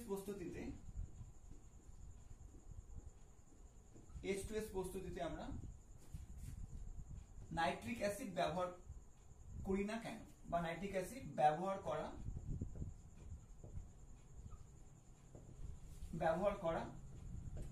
হয় না কেন। ঠিক আছে, এটা একটা প্রশ্ন। আচ্ছা, এবার নাইট্রিক অ্যাসিড কিন্তু সবসময় জারক অ্যাসিড, মানে লঘু নাইট্রিক অ্যাসিডটাও জারক অ্যাসিড, তীব্র হচ্ছে গাঢ় নাইট্রিক অ্যাসিডটাও কিন্তু জারক অ্যাসিড। তাই আমরা লঘু বা গাঢ় যে কোনো নাইট্রিক অ্যাসিড ব্যবহার করি না কেন, প্রথমে কিন্তু H2S উৎপন্ন হবে। ঠিক আছে, প্রথমে কিন্তু H2S উৎপন্ন হবে, কিন্তু যেহেতু নাইট্রিক অ্যাসিড হচ্ছে তীব্র জারক অ্যাসিড, যেটা এখনই বললাম, লঘু নাইট্রিক অ্যাসিড হোক বা গাঢ় নাইট্রিক অ্যাসিড হোক, উভয় কিন্তু তীব্র জারক পদার্থ। সেই জন্য কি করবে, সেই জন্য H2S কে কি করবে, একই রকম সালফারে পরিণত করবে, আর কি হবে, নাইট্রোজেন ডাইঅক্সাইড গ্যাস উৎপন্ন হবে SO2 এর মতো। এখানে যেমন SO2 উৎপন্ন হয়েছিল, H2SO4 ছিল বলে, একই রকম এখানে নাইট্রিক অ্যাসিড আছে বলে কি হবে, নাইট্রোজেন ডাইঅক্সাইড গ্যাস উৎপন্ন হবে, আর তার সঙ্গে জল উৎপন্ন হবে। মানে ব্যাখ্যাটা কিন্তু একদম একই রকম। নাইট্রিক অ্যাসিড যেহেতু তীব্র জারক অ্যাসিড, সেই জন্য উৎপন্ন H2S কে কি করবে, হচ্ছে সালফারে জারিত করবে, সালফারে অধক্ষেপ উৎপন্ন করবে এবং নিজে কি হবে, বিজারিত হয়ে NO2 উৎপন্ন করবে, আর তার সঙ্গে জল উৎপন্ন হবে। এই জন্য কিন্তু আমরা H2S প্রস্তুতিতে নাইট্রিক অ্যাসিড ব্যবহার করতে পারি না। ঠিক আছে, এবার তারপরে প্রশ্ন হচ্ছে যে আমরা H2S শুষ্ককরণে বা H2S থেকে জলীয় বাষ্প দূরীভূত করতে আমরা অনার্দ্র ক্যালসিয়াম ক্লোরাইড ব্যবহার করি না কেন। আমরা জানি অনার্দ্র ক্যালসিয়াম ক্লোরাইড কিন্তু তীব্র জলশোষক পদার্থ। কিন্তু এই H2S থেকে জলীয় বাষ্প দূরীভূত করতে আমরা অনার্দ্র ক্যালসিয়াম ক্লোরাইড ব্যবহার করি না কেন, করা হয় না কেন? এই প্রত্যেকটা প্রশ্নই কিন্তু খুবই খুবই ইম্পর্টেন্ট পরীক্ষার জন্য, 2 নম্বরের জন্য, এবং অবশ্যই তোমাকে কিন্তু ইকুয়েশন লিখতেই হবে। ঠিক আছে, তো দেখো খুব সিম্পল, এটা H2S মধ্যে যে জলীয় বাষ্প আছে সেটা দূরীকরণে যদি আমরা অনার্দ্র ক্যালসিয়াম ক্লোরাইড ব্যবহার করি তাহলে কি হবে? তাহলে ক্যালসিয়াম ক্লোরাইড কি হবে? H2S এর সঙ্গে বিক্রিয়া করে কি করবে? ক্যালসিয়াম সালফাইডের কালো অধক্ষেপ উৎপন্ন করবে, এবং কি হবে? হাইড্রোজেন আর ক্লোরিন যুক্ত হয়ে হাইড্রোজেন ক্লোরাইড গ্যাস উৎপন্ন করবে। তার ফলে আমরা কিন্তু H2S গ্যাসটা আর পাবো না। মানে যদি আমরা এই ইউনলের মধ্যে ফসফরাস পেন্টঅক্সাইড না নিয়ে অনার্দ্র ক্যালসিয়াম ক্লোরাইড নিই তাহলে কি হবে? H2S গ্যাসটা যাওয়ার সময় কিসে পরিণত হবে? ক্যালসিয়াম সালফাইড আর হচ্ছে HCl গ্যাস উৎপন্ন হবে, এবং এটা কিন্তু গ্যাস দ্বারা জমা হবে। আমরা কিন্তু আলটিমেটলি হাইড্রোজেন সালফাইড গ্যাসটা আর পাবো না, সেই জন্য ব্যবহার করা হয়। আচ্ছা, এর মতোই সিমিলার একটা প্রশ্ন, কোয়েশ্চেন নম্বর 5, যে H2S গ্যাস শুষ্ককরণে বা H2S গ্যাস থেকে জলীয় বাষ্প দূরীভূত করতে আরেকটা তীব্র জলশোষক পদার্থ ক্যালসিয়াম অক্সাইড ব্যবহার করা হয় না কেন? ঠিক আছে, ক্যালসিয়াম অক্সাইড ব্যবহার করা হয় না কেন? এটারও কিন্তু একই রকম ব্যাখ্যা। দেখো H2S কিন্তু একটা আম্লিক প্রকৃতির গ্যাস, H2S এর জলীয় দ্রবণ কিন্তু আম্লিক, এটা আমরা রাসায়নিক ধর্ম পড়ার সময় বলবো। ঠিক আছে, এবার H2S টা হচ্ছে আম্লিক, আর জানো ক্যালসিয়াম অক্সাইড হচ্ছে ধাতব অক্সাইড। ধাতব অক্সাইড এগুলো ক্ষারীয় হয়, তার H2S টা হচ্ছে অ্যাসিড, এটা হচ্ছে ক্ষার। তো অ্যাসিড আর ক্ষারের মধ্যে বিক্রিয়ার ফলে কি উৎপন্ন হবে? লবণ আর জল উৎপন্ন হবে। ঠিক আছে, লবণ আর জল উৎপন্ন হবে, ক্যালসিয়াম সালফাইড লবণে অধক্ষেপ উৎপন্ন হবে আর জল উৎপন্ন হবে। তো তার মানে আমরা যদি H2S গ্যাস শুষ্ককরণের জন্য যে ইউ আকৃতির নল ব্যবহার করেছিলাম তার মধ্যে আমরা যদি P2O5 ব্যবহার না করে ক্যালসিয়াম অক্সাইড ব্যবহার করি জলশোষক পদার্থ হিসেবে, তার ফলে কি হবে? আমরা শেষ পর্যন্ত ক্যালসিয়াম সালফাইড আর হচ্ছে জল পাবো, H2S পাবো না, সেই জন্য ব্যবহার করা হয়। আচ্ছা, এবার এখানেই প্রশ্ন উঠছে যে আমরা যে P2O5 ব্যবহার করছি, তো P2O5 কেন ব্যবহার করছি? ঠিক আছে, এটা কিন্তু ব্যাখ্যাটা দরকার। H2S শুষ্ককরণে P2O5 কেন ব্যবহার করা হচ্ছে? ক্যালসিয়াম অক্সাইড ব্যবহার করা হচ্ছে না, অনার্দ্র ক্যালসিয়াম ক্লোরাইড ব্যবহার করা হচ্ছে না, তারপরে হচ্ছে যে গাঢ় সালফুরিক অ্যাসিড ব্যবহার করা হচ্ছে না, এগুলো বুঝলাম, কিন্তু P2O5 কেন ব্যবহার করা হয় তার ব্যাখ্যা কি হবে? দেখো H2S হচ্ছে আম্লিক গ্যাস, এটা আমি এখনই বললাম। এরপরের ভিডিওতে রাসায়নিক বিক্রিয়া পড়ার সময় আমি ডিটেইলসে জানবো যে হচ্ছে যে কেন হচ্ছে আম্লিক গ্যাস। তো যেহেতু H2S একটা আম্লিক গ্যাস, এবার P2O5 কি? অধাতব অক্সাইড। তো অধাতব অক্সাইড গুলো কি হয়?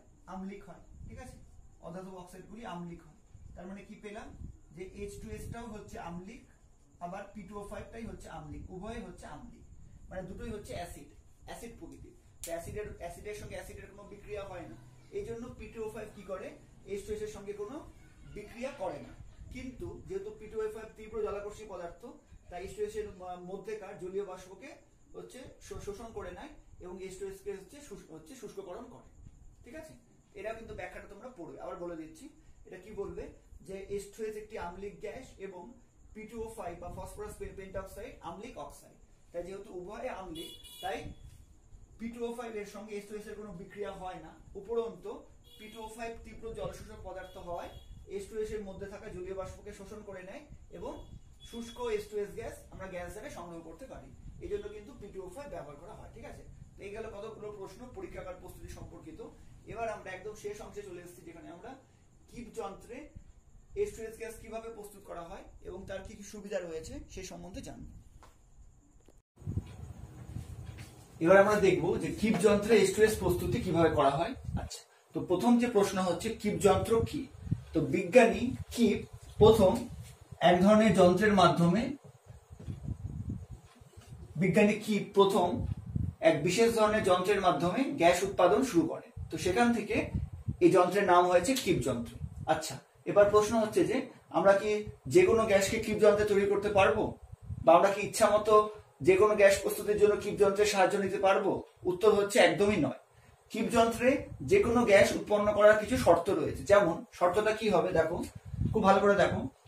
1 নম্বর, দুটো শর্ত আছে। প্রথম শর্ত হচ্ছে যে সকল গ্যাসকে সাধারণ উষ্ণতায় প্রস্তুত করা যায়, এবং খুব গুরুত্বপূর্ণ 2 নম্বর, যে সমস্ত গ্যাস প্রস্তুত করতে একটি কঠিন ও একটি তরল বিক্রিয়ক প্রয়োজন সেই সমস্ত গ্যাসকে কিপ যন্ত্রে প্রস্তুত করা যায়। তার মানে কিপ যন্ত্রে কিন্তু আমরা যে কোনো গ্যাসকে প্রস্তুত করতে পারবো না। কি ধরনের গ্যাসকে কিপ যন্ত্রে প্রস্তুত করতে পারবো? যে ধরনের গ্যাসকে সাধারণ তাপমাত্রায় বা ঘরের উষ্ণতায় তৈরি করা যায়, অর্থাৎ যে সমস্ত গ্যাস প্রস্তুত করতে কোনো বাহ্যিক তাপের বা উষ্ণতার প্রয়োজন হয় না, এবং যে সমস্ত গ্যাস প্রস্তুত করতে যে বিক্রিয়কগুলো লাগবে তাদের মধ্যে একটা কঠিন এবং যদি একটা তরল হয়, তাহলে কিন্তু সেই সমস্ত গ্যাসকে আমরা কিপ যন্ত্রের সাহায্যে উৎপাদন করতে পারবো। ক্লিয়ার? যেমন আমরা এইমাত্র H2S এ পড়লাম যে ফেরাস সালফাইড আর হচ্ছে H2SO4, এই দুইয়ের বিক্রিয়ায় কি হচ্ছে? এই দুইয়ের বিক্রিয়ায় পরীক্ষাগারে H2S গ্যাস উৎপন্ন করলাম আমরা। তো FeS টা ছিল হচ্ছে কঠিন বিক্রিয়ক এবং লঘু H2SO4 টা হচ্ছে তরল বিক্রিয়ক বা জলীয় বিক্রিয়ক। তার আর হচ্ছে H2S গ্যাস উৎপন্ন করতে কিন্তু কোনো তাপমাত্রা বা উষ্ণতার প্রয়োজন হয় না। তো তার মানে দেখো H2S প্রস্তুতির যে শর্তগুলো সেটা কিন্তু কিপ যন্ত্রের শর্তের সঙ্গে মিলে যাচ্ছে। এই জন্য কিপ যন্ত্রে কিন্তু আমরা H2S গ্যাসকে প্রস্তুত করতে পারবো। আচ্ছা, এবার এছাড়া আর কোন গ্যাসকে আমরা উৎপন্ন করতে পারবো? H2S গ্যাস কিন্তু উৎপন্ন করতে পারলাম, এছাড়া আর কোন গ্যাসকে আমরা উৎপন্ন করতে পারবো কিপ যন্ত্রের সাহায্যে? এগুলো কিন্তু শর্ট প্রশ্ন আকারে দেয়।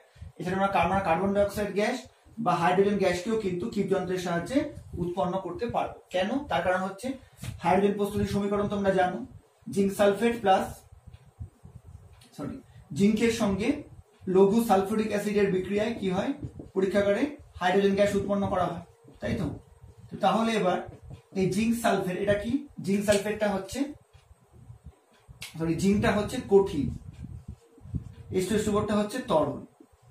তার মানে হাইড্রোজেন গ্যাস প্রস্তুত করতে যে দুটো বিক্রিয়ক লাগছে তাদের মধ্যে একটা কঠিন একটা তরল, এবং হাইড্রোজেন গ্যাস প্রস্তুত করতে কিন্তু কোনো বাহ্যিক উষ্ণতার প্রয়োজন হয় না, ঘরের তাপমাত্রায় প্রস্তুত করা যায়। সেই জন্য হাইড্রোজেন গ্যাস প্রস্তুত করতেও কিন্তু কিপ যন্ত্রে আমরা সাহায্য নিতে পারবো। আচ্ছা, এছাড়া কার্বন ডাই অক্সাইড গ্যাস প্রস্তুত করতে আমরা কিপ যন্ত্র ব্যবহার করতে পারবো। তার কারণ কি? কার্বন ডাই অক্সাইড প্রস্তুতির সমীকরণটা যদি দেখি, ক্যালসিয়াম কার্বনেটের সঙ্গে লঘু HCl এর বিক্রিয়া ঘটিয়ে কি করা হয়? পরীক্ষাগারে কার্বন ডাই অক্সাইড উৎপন্ন করা হয়। ঠিক আছে? কি করা হয়? ক্যালসিয়াম কার্বনেটের সঙ্গে লঘু HCl এর বিক্রিয়া ঘটিয়ে পরীক্ষাগারে কার্বন ডাই অক্সাইড গ্যাস উৎপন্ন করা হয়। ঠিক আছে? এবার খুব ভালো করে দেখো যে ক্যালসিয়াম কার্বনেট এটা কি মার্বেল পাথর, মানে এটা অবশ্যই কঠিন, আর হাইড্রোক্লোরিক অ্যাসিড মাত্রই হচ্ছে তরল, লঘু হাইড্রোক্লোরিক অ্যাসিড। তারপরে আমরা দেখলাম যে কার্বন ডাই অক্সাইড গ্যাস উৎপন্ন করতে যে দুটো বিক্রিয়ক লাগছে তাদের একটা হচ্ছে কঠিন একটা তরল, এবং কার্বন ডাই অক্সাইড গ্যাস প্রস্তুত করতে কিন্তু কোনো বাহ্যিক উষ্ণতার প্রয়োজন হয় না, মানে ল্যাব টেম্পারেচার বা রুম টেম্পারেচারে কিন্তু কার্বন ডাই অক্সাইড গ্যাসকে উৎপন্ন করা যায়। সেই জন্য কার্বন ডাই অক্সাইড গ্যাস উৎপন্ন করতেও কিন্তু আমরা কি করতে পারবো? হচ্ছে কিপ যন্ত্রের সাহায্য নিতে পারবো, বা কিপ যন্ত্রের সাহায্যে আমরা কিন্তু হাইড্রোজেন এবং কার্বন ডাই অক্সাইড গ্যাস উৎপন্ন করতে পারবো, এবং H2S গ্যাস তো আমরা দেখবো। ঠিক আছে? তো এটাও কিন্তু পরীক্ষাতে শর্ট প্রশ্ন হিসেবে দেয় যে H2S ছাড়া আর কোন গ্যাসকে কিপ যন্ত্রে প্রস্তুত করা যায়। তো কেন করা যায় সেটাও বললাম, এবং শর্তটা আশা করি বুঝতে পেরেছো। এবার কিপ যন্ত্রে কোনো গ্যাস উৎপন্ন করার সুবিধা কি এটা আমরা বুঝবো। তার জন্য আমরা প্রথমে কিভাবে কিপ যন্ত্রের যে বর্ণনা, মানে কিপ যন্ত্র কি কি অংশ নিয়ে তৈরি এবং কিভাবে কিপ যন্ত্রের সাহায্যে গ্যাস উৎপাদন করা যায় সেটা আমরা আবার দেখবো। তাহলে কিন্তু আমরা ব্যবহারটা বা কিপ যন্ত্রের সুবিধাটা আমরা রিয়েলাইজ করতে পারবো। ঠিক আছে? আচ্ছা, এবার প্রশ্ন হচ্ছে যে আমরা H2S গ্যাসকে কিপ যন্ত্রে উৎপন্ন করব কেন? তার কারণ হচ্ছে পরীক্ষাগারে যে সমস্ত প্রয়োজনীয় বিক্রিয়কগুলো বা পরীক্ষাগারে যে সমস্ত প্রয়োজনীয় বিকারকগুলো আছে তাদের মধ্যে অন্যতম কিন্তু আমাদের H2S। ঠিক আছে? তো H2S গ্যাস কিন্তু সবসময় সাপ্লাই থাকা দরকার ল্যাবের মধ্যে, কারণ যে কোনো সময় দরকার হতে পারে। তো সেই জন্য আমাদের এমন একটা প্রসেস দরকার যেখানে আমরা কন্টিনিউ H2S গ্যাসকে উৎপন্ন করতে পারবো, এবং যখন আমাদের দরকার লাগবে না তখন আমরা কিন্তু গ্যাস উৎপাদন বন্ধ করতে পারবো। তো এইটা হচ্ছে ফুলফিল করছে কিপ যন্ত্র। ঠিক আছে? আর H2S প্রস্তুতির যে শর্ত, যে হচ্ছে একটা কঠিন এবং একটা তরল বিক্রিয়ক এবং সাধারণ উষ্ণতায় প্রস্তুত করা যায়, এটাও কিন্তু কিপ যন্ত্রের শর্তের সঙ্গে ম্যাচ করে যাচ্ছে। এই জন্য আমরা কিপ যন্ত্রে H2S গ্যাসকে উৎপন্ন করতে পারবো। আচ্ছা, এবার কিপ যন্ত্রের হচ্ছে বর্ণনা দেখো। কিপ যন্ত্র আসলে কি? কিপ যন্ত্র আসলে তিনটে গোলকযুক্ত একটা যন্ত্র। ঠিক আছে? ফোকাস হচ্ছে। তো কিপ যন্ত্র আসলে তিনটে গোলকযুক্ত একটা যন্ত্র। আচ্ছা, এবার এই দুটো গোলক কিন্তু একসঙ্গে অ্যাটাচ হয়ে আছে, এটা হচ্ছে মাঝের গোলক। ঠিক আছে? এটা হচ্ছে মাঝের গোলক। এই দুটো গোলক একসঙ্গে অ্যাটাচ হয়ে আছে, এটা হচ্ছে মাঝের গোলক, মাঝের অংশটা। ঠিক আছে, মাঝের অংশটা দুটো গোলক নিয়ে একসঙ্গে তৈরি। আর এটা কি, এটা হচ্ছে স্টপ কক। ঠিক আছে, স্টপ কক মানে কলের মতো অংশ, তোমরা জানো। আচ্ছা, আর এটা হচ্ছে ওপরের অংশ, এটা হচ্ছে ওপরের অংশ। উপরের অংশ কিন্তু একটা গোলক নিয়ে তৈরি, কিন্তু গোলকের নিচের অংশে দেখো একটা শঙ্কু আকৃতি নল মতো যুক্ত হয়ে আছে। ঠিক আছে, এবার পুরো সেটআপটা কি হবে, এই উপরের অংশটাকে আমরা কি করব, যদি উঠিয়ে নিয়ে এর মধ্যে বসিয়ে দিই, সেট করে দিই, তাহলে এরকম একটা ছবি পেয়ে যাবো। ঠিক আছে, এটা হচ্ছে কমপ্লিট কিপ যন্ত্র। ঠিক আছে, মানে এই অংশটাকে আমরা উঠিয়ে নিয়ে কি করলাম, এর মধ্যে সেট করে দিলাম। এমন ভাবে সেট করব যে যন্ত্রটা কিন্তু একটু নাড়াচাড়া করবে না, এরকম ভাবে স্ট্রাকচার ভাবে তৈরি করা হয়েছে। ঠিক আছে, আচ্ছা, তার মানে এই পুরোটা হচ্ছে কিপ যন্ত্র। আচ্ছা, উপরেরটা কি, উপরেরটা বুঝতেই পারছো, একটা দীর্ঘনল ফানেল, একটা ফানেল যুক্ত থাকে। এবার ফানেলটা কিন্তু এরকম ছোট হতে পারে, আবার পেঁচানো হতে পারে। ঠিক আছে, আচ্ছা, তার মানে কিপ যন্ত্রের মোট কটা অংশ, কিপ যন্ত্রের মোট 3টা অংশ। একটা হচ্ছে পেঁচানো ফানেল বা লম্বা ফানেল, একটা হচ্ছে উপরের অংশ যার সঙ্গে একটা শঙ্কু আকৃতির নল যুক্ত আছে, একটা হচ্ছে মাঝের অংশ যা দুটো যা দুটো গোলক নিয়ে তৈরি, আর এর সঙ্গে একটা স্টপ কক আছে। মোট কিপ যন্ত্রের 3টে অংশ। ঠিক আছে, একটা হচ্ছে ফানেল, একটা উপরের গোলক যুক্ত অংশ, আর দুটো গোলক নিয়ে মাঝের অংশ। এই হচ্ছে পুরো কিপ যন্ত্র। আচ্ছা, এবার কিপ যন্ত্রের সাহায্যে আমরা কিভাবে স্টোরেজ গ্যাস উৎপন্ন করতে পারবো। দেখো, প্রথমে কি করতে হবে, এই যে স্টপ কক, কলের মতো অংশ, এটা খুলে দিলে কি হবে, এটা খুলে দিলে দিয়ে আমরা কি করব, প্রথমে ফেরাস সালফাইডের কঠিন টুকরোগুলোকে এই মাঝের গোলকে জমা করে দেব।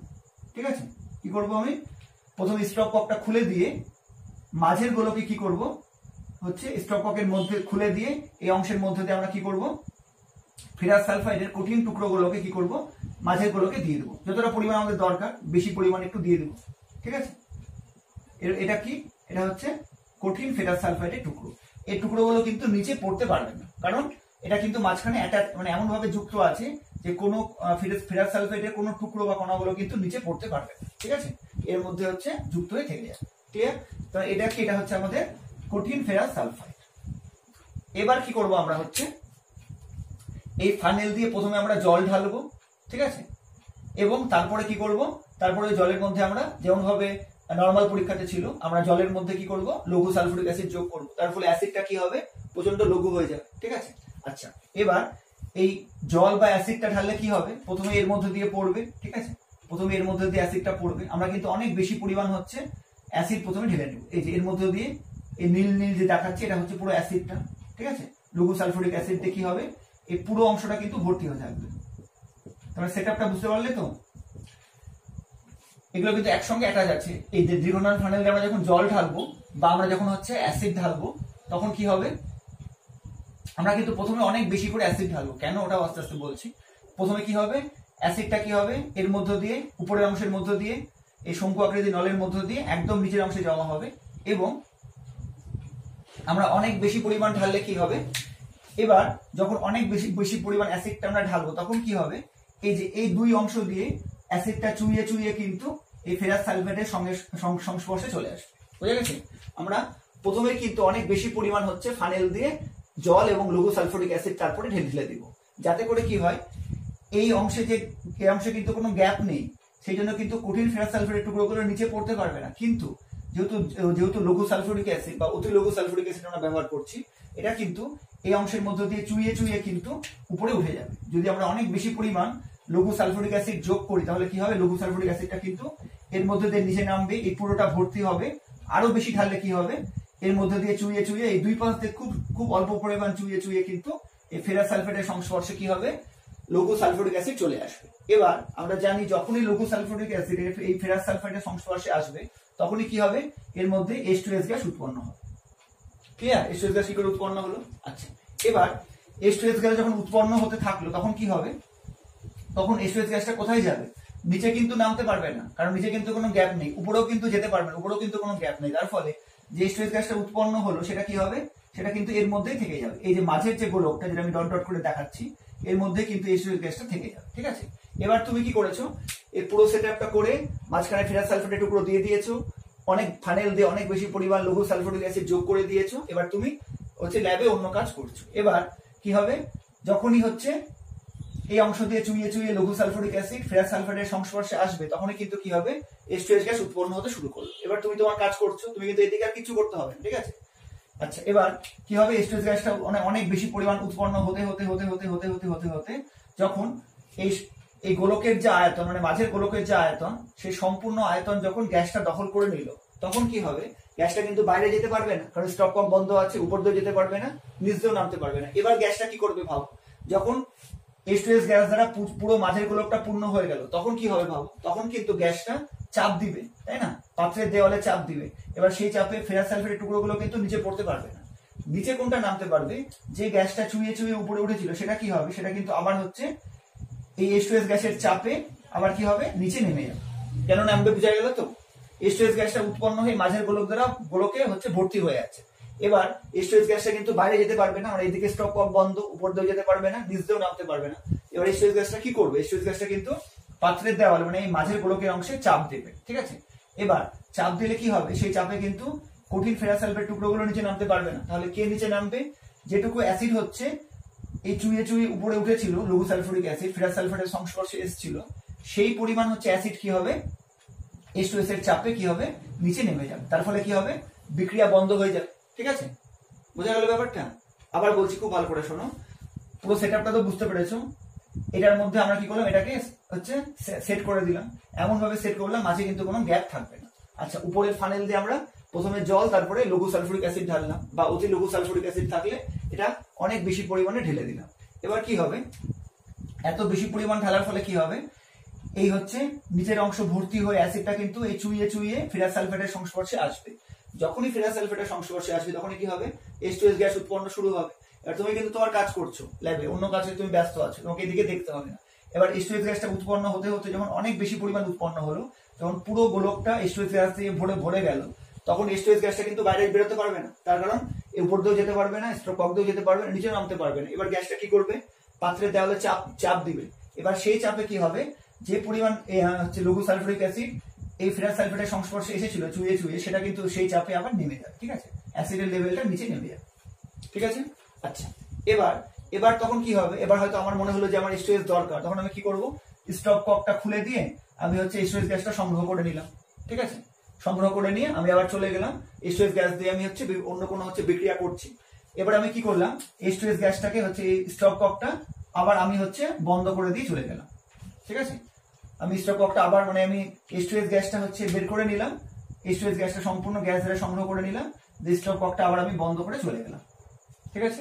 এবার কি হবে, এবার ভিতরে যে শূন্যস্থান সৃষ্টি হবে সেই শূন্যস্থান পূরণ করবে কি, এবার বাইরের বায়ুমণ্ডলের চাপে কি হবে, আরো বেশি পরিমাণ ফানেলে চাপ দিবে, সেই চাপে কি হবে, আবার কিন্তু হচ্ছে লঘু সালফুরিক অ্যাসিড চুইয়ে চুইয়ে উপরে উঠবে, কারণ এখন কিন্তু ভিতরে শূন্যস্থান সৃষ্টি হয়েছে। সেই শূন্যস্থান সৃষ্টি করার জন্য কি হবে, লঘু সালফুরিক অ্যাসিড কি হবে, লঘু সালফুরিক অ্যাসিড আবার হচ্ছে এই শূন্যস্থান পূরণ করার জন্য চুইয়ে চুইয়ে উপরে উঠবে, আবার ফেরাস সালফেটের সংস্পর্শে বিক্রিয়া হবে, ঠিক আছে।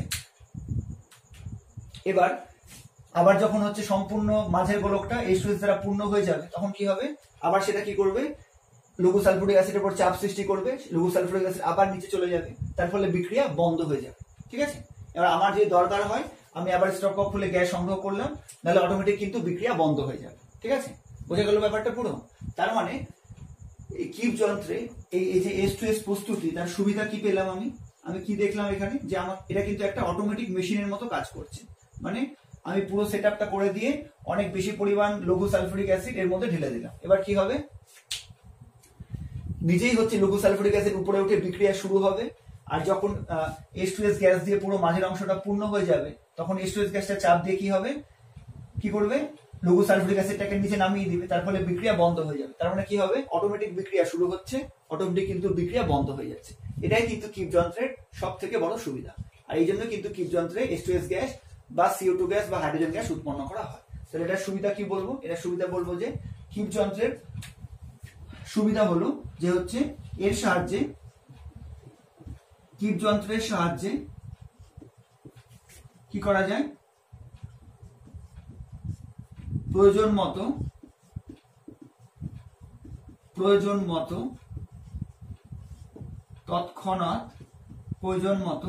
তৎক্ষণাৎ আর কি কন্টিনিউয়াস ভাবে হবে, নিরবিচ্ছিন্ন ভাবে H2S গ্যাস উৎপাদন করা যায়, তাই তো, আমরা প্রয়োজন মতো উৎপাদন করতে পারবো, এবং প্রয়োজন না হলে কি হবে, নিজেই বিক্রিয়া বন্ধ হয়ে যাবে, করা যায়। এবং প্রয়োজন না হলে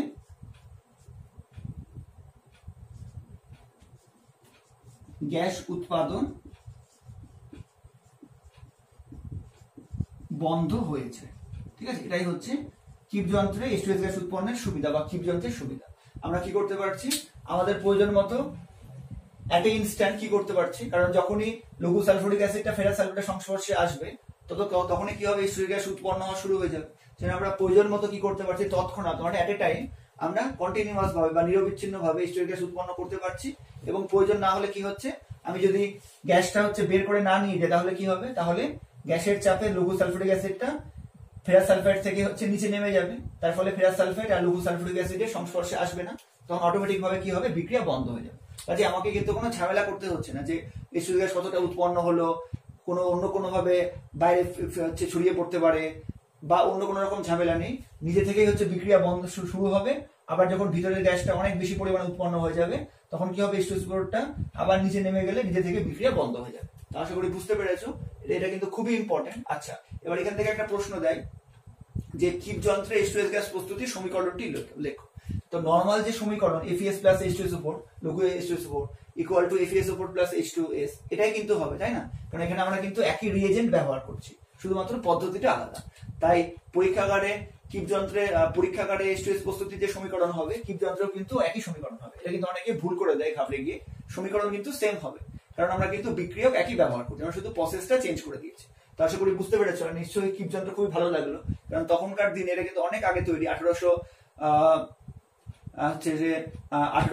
শতকের প্রথম দিকে এটা তৈরি। তাহলে বুঝতেই পারছো অত আগে কিন্তু এত উন্নত যন্ত্র তৈরি করেছিল বিজ্ঞানী কিপ, সেই জন্য এটাকে কিপ যন্ত্র বলা হয়। ঠিক আছে, তো এই তো আজকের অংশে আমরা এইটুকু পর্যন্ত পড়লাম। এর পরের ভিডিওতে মানে অজৈব রসায়নের পার্ট 6 ভিডিওতে আমরা H2S এর বিভিন্ন রাসায়নিক ধর্মগুলো সম্বন্ধে এবং সম্পূর্ণ প্রশ্ন উত্তর সম্বন্ধে ডিটেলসে পড়বো। ঠিক আছে, আজকের ভিডিও এখানে শেষ করলাম। তোমরা কিন্তু পুরো ব্যাপারটা বুঝে নিয়ে অবশ্যই কিন্তু একবার টেক্সট বই থেকে পড়ে নেবে। ঠিক আছে, তাহলে কিন্তু একদম কমপ্লিট হয়ে যাবে।